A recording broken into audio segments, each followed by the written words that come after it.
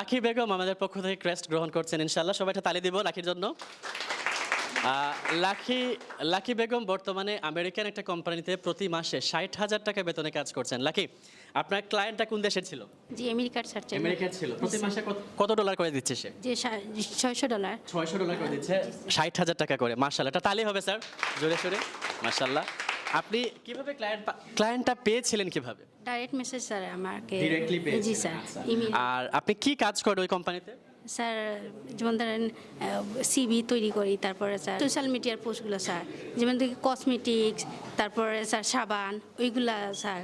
আর এখন স্যার আমি যেগুলা করতেছি স্যার বেশিরভাগ রিজিউম আর কভার লেটার এগুলোই করতেছি এখন। মাশাআল্লাহ মাশাআল্লাহ। সো রেজিউমে, কভার লেটার এবং প্রোডাক্ট ডিজাইনগুলো বেশি করতেছেন আপনি, মাশাআল্লাহ।